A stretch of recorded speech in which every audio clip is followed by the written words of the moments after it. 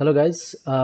Start करते हैं new session जो कि हमने लास्ट वीडियोस के अंदर देखा था कि बाबा इंस्टॉलेशन किस तरह से करें एंड डाउन डाउनलोड किस तरह से करें और प्रोजेक्ट किस तरह से बनाए। तो हमने यहाँ पर प्रोजेक्ट पूरा ओवरऑल बना लिया है।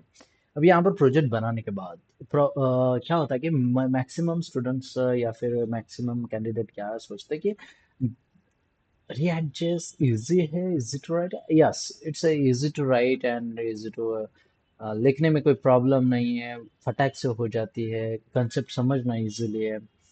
यहाँ पर आपको ज़्यादा से ज़्यादा प्रॉब्लम नहीं आती। सेम HTML कोड की तरह लिखना है विथ जावास्क्रिप्ट भी आप डायरेक्टली इंक्लूड कर सकते हो। एंगुलर की तरह थोड़ा सा यानी जावास्क्रिप्ट को यूज़ करने के लिए यहाँ पर बाइंडिंग्स वगैरह पार्ट नहीं है, यहाँ पर डायरेक्टली हो जाता है। सो वो वाला पार्ट किस तरह से करें एंड फंक्शंस किस तरह से बनाए वगैरह वगैरह यहाँ पर पार्ट आ जाता है। तो चलो हम बनाते हैं कंपोनेंट किस तरह से क्रिएट किया जाए एंड यहाँ पर हम किस तरह से रेंडर कर सकते हैं, किस तरह से कंपोनेंट रीयूज कर सकते हैं, वो वाला पार्ट पहले हम बना लेते हैं।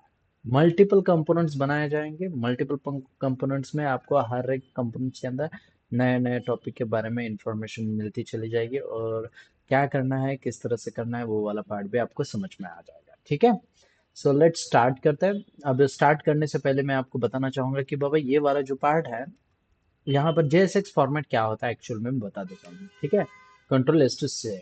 अब जैसे ही सेव किया यहाँ पर कुछ चलेगा नहीं। ये कंपलसरी आपको एरर थ्रो करेगा कि बाबा the parsing error unexpected token and यहाँ पर आपको अनोनिमस रेट वगैरह वगैरह सब कुछ मिलेगा। यानी यहाँ पर आपको HTML में भी एरर देखने को मिलेगा। हम्म। अब ये इस तरह से फंक्शन काम करता है कि जैसे ही इस फंक्शन को यानी इस कंपोनेंट को कॉल किया जाएगा, इमीजिएटली दिस पार्ट यानी ये रिटर्न किया गया हुआ पार्ट यहाँ से वो अम, यानी HTML को रिटर्न करेगा। यहाँ पर आपके फंक्शंस के अंदर आप फंक्शन आराम से लिख सकते हो, कोई प्रॉब्लम नहीं, बहुत आसानी से हो जाएगा। सो यहाँ पर फॉर एग्जाम्पल के लिए हम यहाँ पर एम्प्टी टैग लगाते हैं। So every tag has a closing tag, बस एम्प्टी टैग, नथिंग एल्स। कोई ज़रूरत नहीं है टैग नेम देने की, आपका बस एम्प्टी टैग इम्पॉर्टेंट है और आराम से काम कर लेगा। सो जैसे ही हम यहाँ पर एम्प्टी टैग देते हैं, यहाँ पर तो कुछ रेंडर नहीं है मगर एरर्स आपको देखने को नहीं मिलेंगे। ज़रूरी नहीं है कि बाबा एरर आपको आए। हाँ, empty tags is very important. Second one, आप यहाँ पर H1 भी लिखता हूँ तो भी चल जाएगा, कोई प्रॉब्लम नहीं है। और मैं यहाँ पर लिख देता हूँ सेकेंड डे। ओके, जस्ट मैंने नॉर्मली लिखा और ब्राउजर पर आता है और यहाँ पर सेकेंड डे बोलकर रेंडर हो चुका है। It's a best. हाँ, मगर मगर मगर मैं अब क्या कहना चाहता हूँ कि बाबा अगर मैं सेम टैग फिर से या फिर डिफरेंट टैग अगर बनाने की कोशिश करूँ, for example H2, it's not working. यानी जितने भी आप यहाँ पर टैग्स लोगे, जितने भी टैग्स लोगे, सेकंड टैग इस तरह से नाम दे देता हूँ, जितने भी टैग्स लोगे यहाँ पर एरर आपको थ्रो करेगा ही थ्रो करेगा। Module build failed. React online project adjacent JSX element must wrapped in closing tag. Did you mean JSX fragment? You can take empty tag also. Huh? And in that empty tag, you can write here HTML tags, whatever you want. तो ये इस तरह से यहाँ पर इन्होंने बताया, यानी आप इस तरह से नहीं लिख सकते, ये एरर थ्रो कर देता है। Compiled failed with problems. देखो, ये प्रॉपर एरर है, HTML का एरर है। HTML में कभी हमने एरर सुना ही नहीं था, यहाँ पर एरर आपको देखने को मिलता है।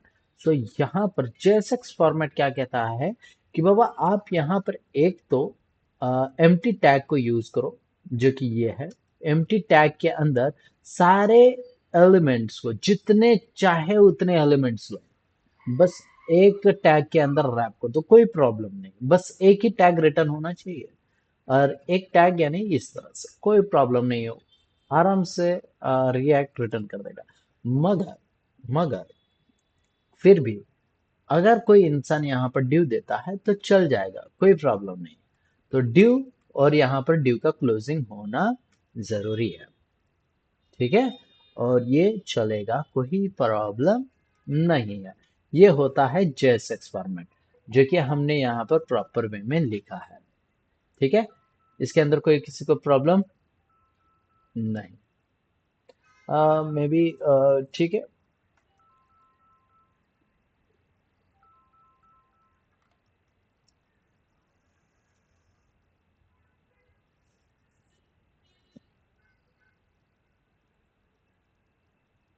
अब आगे क्या करें? सॉरी फॉर मैं यहाँ पर स्टॉप हो गया। यानी तो देखो, यहाँ पर कंपोनेंट बेस्ड आर्किटेक्चर है, तो आप कंपोनेंट बेस्ड आर्किटेक्चर इस तरह से बिल्ड करते हो। नेक्स्ट पार्ट आगे की तरफ बढ़ते हैं। अब नेक्स्ट आगे बढ़ने से पहले थोड़ा और इलेबरेट कर लेते हैं। अब यहाँ पर कंपोनेंट बेस्ड आर्किटेक्चर है, राइट? सो अब ये कंपोनेंट तो मैंने बना लिया। अब कंपोनेंट किस तरह से बनाया जाए? सो जिस तरह से एंगुलर, देखो मैं कंपैरिजन बता रहा हूँ, क्योंकि अगर कोई एंगुलर करते रिएक्ट करता है तो उसे भी पता चले कि क्या करना चाहिए। इवन रिएक्ट भी अगर डायरेक्टली करता है तो उसे कोई प्रॉब्लम नहीं है। यहाँ पर कंपोनेंट्स बनाने के लिए किसी कमांड्स की जरूरत नहीं है, किसी और एक पार्ट की लेने की जरूरत नहीं, क्योंकि ये जो है एक फ्रेमवर्क नहीं है। फ्रेमवर्क्स के अंदर हम डायरेक्टली बिल्ट इन को यूज करता है। ये है लाइब्रेरी। लाइब्रेरी के अंदर हमें दूसरे लाइब्रेरीज को इंक्लूड करना होता है। तो यहाँ पर आप डायरेक्टली कमांड के थ्रू यहाँ पर पैकेजेस एंड सॉरी यहाँ पर फोल्डर्स वगैरह या फिर जेएसएस फाइल बनाने की जरूरत नहीं। तो कंपोनेंट बेस्ड आर्किटेक्चर है, तो कंपोनेंट कहाँ पर बनाना है? एसआरसी फोल्डर के अंदर। द सिंपल सा तरीका है। किस तरह से? राइट क्लिक किया, new file, sorry new folder बनाना है। राइट क्लिक करो, न्यू फोल्डर बनाना है। फर्स्ट ऑफ ऑल हम फोल्डर बनाते हैं। फोल्डर अगर करते हो तो वहां पर कंपोनेंट बेस्ड आर्किटेक्चर अच्छे से बन के रेडी हो जाता है। सो यहाँ पर एक कंपोनेंट एनटी कंपोनेंट्स बोलकर एक नाम दे दो। नाम आप जो चाहे वो दो, इसमें कोई रिस्ट्रिक्शन नहीं है। जो भी चाहिए वो कंपोनेंट आप दे सकते हो। तो यहाँ पर कंपोनेंट बेस्ड आर्किटेक्चर है, तो मैंने ले लिया। एंड देन इसको मैं यहाँ पर बोलूंगा कि वह न्यू फाइल, प्रॉपर वे में यहाँ पर फाइल बनाएगी। सो न्यू फाइल, अब यहाँ पर न्यू फाइल करने से अच्छा है कि मैं और एक यहाँ पर फोल्डर बनाऊं। सो न्यू फोल्डर, और यहाँ पर मैं एक कंपोनेंट का नाम दे देता हूँ। अब आप कंपोनेंट क्या लेना चाहोगे? फर्स्ट ऑफ ऑल हम कंपोनेंट्स के अंदर नैव बार ले लेते हैं। नहीं नहीं नहीं नहीं, नैव बार नहीं, इट्स जस्ट अ सिंपल के लिए मैं सिंपल बोलकर एक नाम दे देता हूँ। नैव बार में थोड़े से कॉम्प्लिकेशन है, मैं जो कि अभी तक नहीं लेना चाहता। सिंपल नाम में एक मैंने फोल्डर नाम दिया, और सिंपल फोल्डर के अंदर मुझे एक फाइल बनानी है सिंपल फोल्डर के अंदर। सो यहाँ पर मैं बनाऊंगा एक सैंपल सैंपल सैंपल डॉट, देखो एस कैपिटल लिखा है, सैंपल डॉट जे एस, ये भी चला है, और जे एस एक्स। जे मैं तो प्रेफर करूंगा JSX फॉर्मेट यूज करो, बेस्ट तरीका है। जेएस भी एक्सेप्ट कर लेता है, मगर JSX यूज करो, हाँ बढ़िया लगता है। यानी यहाँ पर लोगो भी अच्छे से आ जाता है, और अच्छा बिल्डिंग ब्लॉक भी अच्छा है उसका, एंड हम डायरेक्टली यूज कर सकते हैं। सो ये हो जाने के बाद फर्स्ट ऑफ ऑल मुझे यहाँ पर कुछ डायरेक्टली यहाँ पर लिखना होता है। सॉरी थोड़ा सा आवाज हो गया। डायरेक्टली हम यहाँ पर कुछ ना कुछ लिख सकते हैं। अब ये डायरेक्टली किस तरह से लिखा जाए? फॉर एग्जाम्पल के लिए यहाँ पर मेरे पास ये वाला पार्ट है, यहाँ पर वो पोर्शन किस तरह से हार्ड कोडेड करें? It's not feasible. तो यहाँ पर करने के लिए हमें कुछ प्लगइन्स को यूज करना पड़ेगा, या फिर कुछ एक्सटेंशन को यूज करना पड़ेगा। सो मैं यहाँ पर एक्सटेंशन लिखता हूँ रिएक्ट रिएक्ट। सो अगर मैं रिएक्ट लिखता हूँ तो यहाँ पर कुछ प्लगइन्स अवेलेबल हो जाता है। रिएक्ट स्निपेट जो कि इंस्टॉल्ड है, रिएक्ट ES7 इंस्टॉल्ड है, रिएक्ट एक्सटेंशन पैक इंस्टॉल्ड है, रिएक्ट नेटिव इंस्टॉल्ड है, ES7 react Redux graphic installed है। हाँ, और ES7 रिएक्ट रिडक्स इंस्टॉल्ड है, रिएक्ट कोड स्निपेट इंस्टॉल्ड है, रिएक्ट ये वाला भी इंस्टॉल्ड है। तो इतने सारे आप इंस्टॉल करो, थोड़ा सा आप पॉज लो और एक एक इंस्टॉल कर लो, कोई प्रॉब्लम नहीं। सेकेंड वन यहाँ पर प्रीटियर एक आता है। So Prettier pre pre pre tier, हाँ, प्रीटियर वाला भी इंस्टॉल कर दो और ये 7 वाला ये भी इंस्टॉल करना है, ये प्रीटियर वाला भी इंस्टॉल कर सकते हो, कोई problem. Markdown previous I think ये मैंने क्यों इंस्टॉल किया था, अब ऐसे बहुत सारे कुछ मैं इंस्टॉल कर देता हूँ। हाँ, markdown preview enhanced potato to VS code वगैरह वगैरह, कुछ तो एक एक्स्ट्रा पॉइंट रहेगा, maybe, I don't know. हाँ, सो मैं आई थिंक स्प्लिट कर देता है, इट्स स्प्लिटिंग पर्पस के लिए, I don't know why, I think I am using here. So आप देखो और सर्च करो ना, मैंने बहुत कुछ यहाँ पर इंस्टॉल कर देता। सो इंस्टॉल्ड के अंदर आप देख सकते हो, इंस्टॉल्ड अगर मैं दिखाता हूँ आपको, इंस्टॉल्ड के अंदर ब्यूटीफाई, जेटी फॉर जावा है, सेटिंग्स है, यहाँ पर एंगुलर 7 है, आस्की डॉक है, सी बेटर वगैरह वगैरह, बहुत कुछ यहाँ पर इंस्टॉल्ड है, मैंने बहुत सारे इसके साथ काम किया है। सो यहाँ पर सब कुछ यहाँ पर इंस्टॉल्ड है, देखो कोडेल भी है, एंड बहुत कुछ यहाँ पर इंस्टॉल्ड है। सो आपको जो चाहिए वो आप यहाँ पर इंस्टॉल करके यूज कर सकते हो, पहले मैंने बहुत कुछ किया है। हम्म सो इतना सारा करना जरूरी है क्या? इट्स डिपेंड्स ऑन यू, जितना करोगे उतना सीखोगे, उतना आगे बढ़ोगे। सो समटाइम्स कभी कभी आपको करना भी पड़ता है, कभी कभी ना करना भी बेहतरीन होता है। चलो आगे बढ़ते हैं। रिएक्ट, अब देखो फंक्शनल, नहीं, रिएक्ट फंक्शनल कंपोनेंट ये है, आई थिंक ये वाला ही आर एफ सी ई, और मैंने एंटर किया, आ गया R F C E. R F C B enter करोगे तो भी आ जाएगा, और यहाँ पर एक ओपनिंग एंड एक क्लोजिंग टैग आ गया, और यहाँ पर एक मस्त बढ़िया सा सैंपल बोलकर फंक्शन कंपोनेंट बेस आर्किटेक्चर है, और यहाँ पर है एक्सपोर्ट डिफॉल्ट सैंपल, यानी इस सैंपल को, यानी इस फंक्शन को कहीं तो एक्सपोर्ट कर रहा है तो हम यूज करेंगे। हाँ, सो ये इंपोर्ट रिएक्ट फ्रॉम रिएक्ट पहले यूज किया जाता था, अभी I think it's not working. So अगर आप यूज कर रहे हो तो इट्स डजेंट मैटर कि आप यूज कर रहे हो या नहीं यूज कर रहे हो। हाँ, ठीक है, चलो मैं दिखाता हूँ अब वो किस तरह से कंपोनेंट्स को यूज करना है। तो चलो यहाँ पर ले लेता हूँ H1, we are from sample page. Okay, just मैंने एक राइट डाउन किया, we are from sample page. It's not visible here, no, nothing, it's not visible here. So क्यों, क्यों नहीं यहाँ पर विजिबल है? Because it's a sample page which we are writing in a sample.js. It is not a known element for the app.js. Um, because app.js it's a first rendering component. We can say that it's a first part. Yeah, we can say it always read when index.js it's always read. Huh? When index.js it's renders, then always read the application part which is app.js. We can here see that it is coming from dot app folder.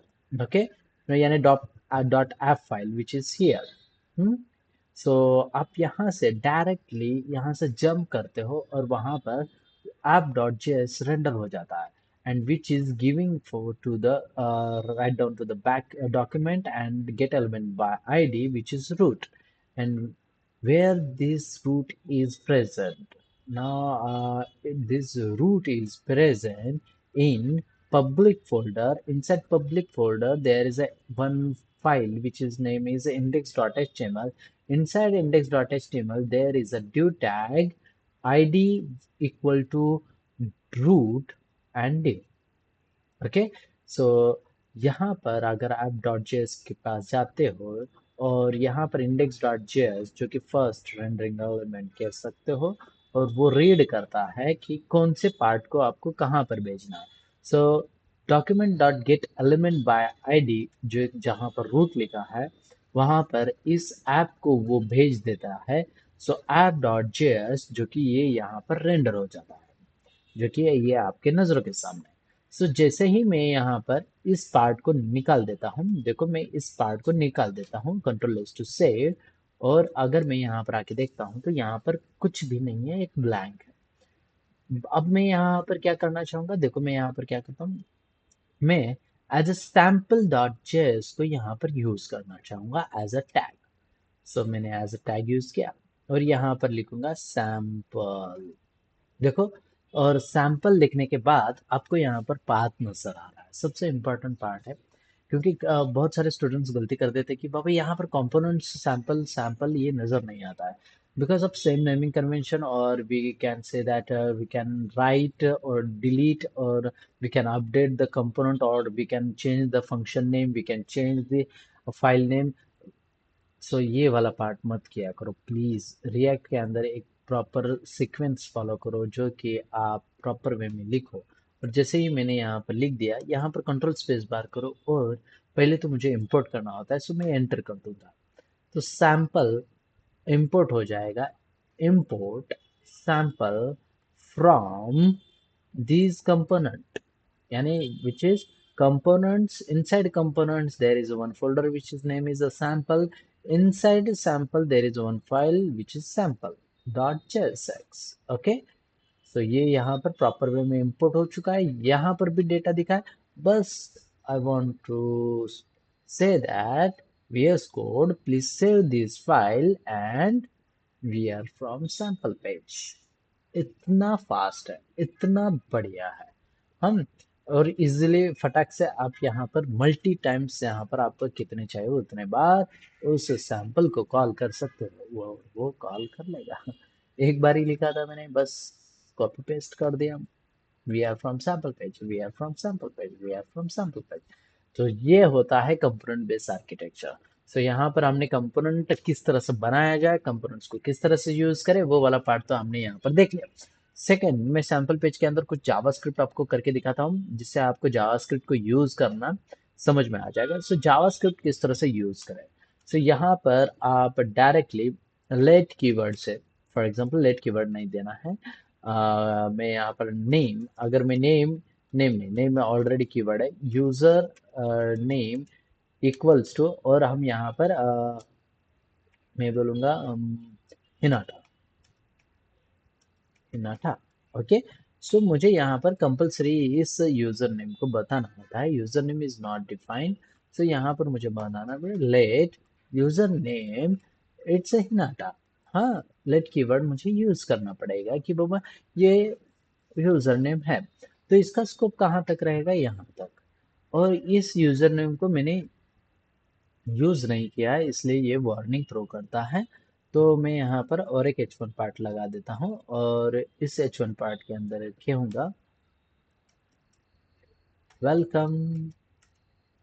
और यहाँ पर welcome हो जाने के बाद मैं यहाँ पर करना चाहूंगा, हिनाटा को प्रेजेंट करना चाहूंगा। सो बस मुझे यहाँ पर करली ब्रेसेस लगाना है, ओनली करली ब्रेसेस। और जैसे ही मैंने करली ब्रेसेस लगाया तो यहाँ पर यूजर नेम ले लेना है, बस। Control S to save and welcome Hinata. हाँ, इतना बढ़िया है, आपको ज़्यादा कुछ करने की ज़रूरत नहीं, इजीली यहाँ पर आपका कोड एग्जीक्यूट हो जाता है। वेलकम और यूज़र नेम यहाँ पर बन के आ जाता है, नहीं ऐसा नहीं है। और आप देख सकते हो आपके नज़र के सामने है। सो इस तरह से हम जावा प्रोग्रामिंग को यहाँ पर यूज़ करते हैं। अब ये तो पार्ट हो गया नॉर्मल कि हम यूज़र नेम को यहाँ पर प्रेजेंट किया। सेकेंड वन कि बाबा मैं यहाँ पर बटन टैग को यूज़ कर सकता हूँ, नहीं है ऐसा नहीं है। सो मैं यहाँ पर बटन टैग यूज़ करूँगा। बटन टैग के अंदर बटन को जैसे ही क्लिक करूँगा मैं फंक्शन कॉल करना चाहूँगा। सो फंक्शन को किस तरह से कॉल किया जाए। सो यहाँ पर आप ऑन क्लिक यूज करते हो। ऑन क्लिक के अंदर मुझे फंक्शन कॉल करना है। सो मैं यहाँ पर लिखूंगा btn क्लिक। ओके, जस्ट मैंने लिखा btn क्लिक। मुझे यहाँ पर इक्वल्स टू के अंदर पैरेंथेसिस लगाने की जरूरत नहीं, बस btn क्लिक, यहाँ पर मुझे पैरेंथेसिस देने की जरूरत नहीं। बट मेक श्योर कि बाबा आपके पास btn क्लिक यहाँ पर बन के रेडी होना चाहिए। सो यहाँ पर फंक्शन हम किस तरह से बनाते हैं, वो नॉर्मल कीवर्ड से बनाते हो फंक्शन। और फंक्शन के अंदर हम यहाँ पर लिखते हैं btn click. okay, btn click, and there is a no parameter, sorry, control z, or here is the no parameters. And now I can write here log, or inside the log button btn is clicked. Okay, whatever what you want you can write here. Okay, just I want to write here and you now here click me. Okay, मुझे नहीं button को. Okay, और यहाँ पर inspect करूंगा और console के अंदर आप यहाँ पर रीड कर सकते हो. थोड़ा सा मैं जूम करता हूँ जिससे आपको यहाँ पर दिख जाए. बहुत ज़्यादा हो गया थोड़ा सा.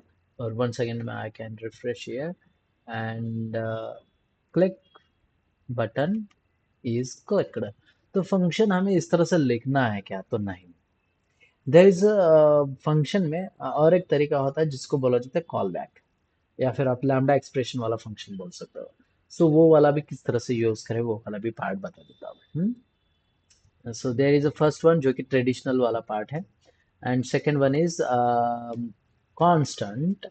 Here we can say that we can use many times whatever we write here button click function in older way, but in new way we can't write multiple times. For example, constant btn click, here is the my function. Okay, equals to parenthesis and equals to curly braces. This is my lambda expression function calling. हाँ, same lambda expression किस तरह से call किया जाता है उस तरह से फंक्शन, इसको कॉल बैक फंक्शन बोला जाता है. And now here we can write log inside log button function is clicked. Okay, and control S to save. Oh, there is a button click is not defined. Oh, I think I am writing here spelling mistake. Button click, button click, button click, button click. I can write here button click.